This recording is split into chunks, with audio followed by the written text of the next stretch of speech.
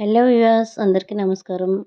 ఈరోజు గోంగూర పచ్చడి కూర ఎలా చేయాలో చూపిస్తానండి. Welcome to my channel. ముందుగా హాఫ్ కిలో రొయ్యలు శుభ్రంగా కడిగేసుకొని పసుపు, సాల్ట్, నిమ్మరసం వేసి నీసువాసన లేకుండా క్లీన్ చేసుకోవాలండి. ఇసుక అది ఉంటుంది చూసుకొని శుభ్రంగా కడుక్కోండి. ఇలా కడిగి పెట్టుకున్న తర్వాత పసుపు, సాల్ట్, కొద్దిగా కారం కూడా వేసేసి నిమ్మరసం మళ్ళీ కొంచెం పెట్టుకోండి, ఒక స్పూను. దాన్ని మూత పెట్టేసి కొంతసేపు అలా పక్కన పెట్టేద్దాం.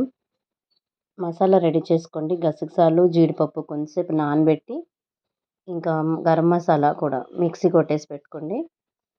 కొద్దిగా కరివేపాకు, ఆనియన్స్, పచ్చిమిర్చి వేసుకొని ఇది మగ్గించేసుకుందాము. ఒక పక్క గోంగూర కూడా శుభ్రంగా కడిగి పెట్టుకొని వాటర్లో మగ్గించుకుందామండి. ఎక్కువ వాటర్ వేసుకోకూడదు, కొద్దిగా వాటర్ వేసుకొని కొంచెం ఆయిల్ వేసుకొని ఇట్లా మెత్తగా పేస్ట్ అయిపోవాలండి. ఒక కడిగి పెట్టుకున్న రొయ్యలు ఉన్నాయి కదా, ఆయిల్లో ఇట్లా మగ్గించేసుకోండి.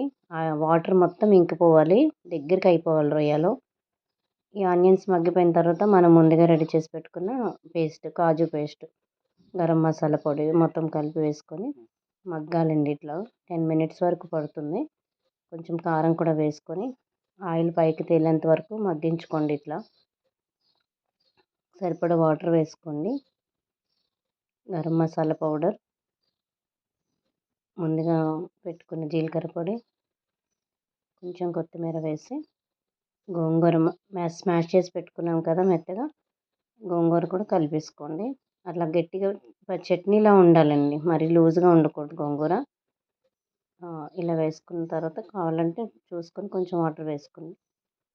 మనం ఫ్రై చేసుకుని దగ్గరికి అయిపోయిన రొయ్యలు కూడా గోంగూరలో కలిపేసుకోండి.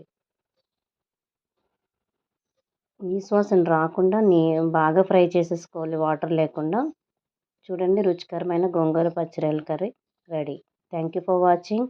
Please like, share and subscribe my channel.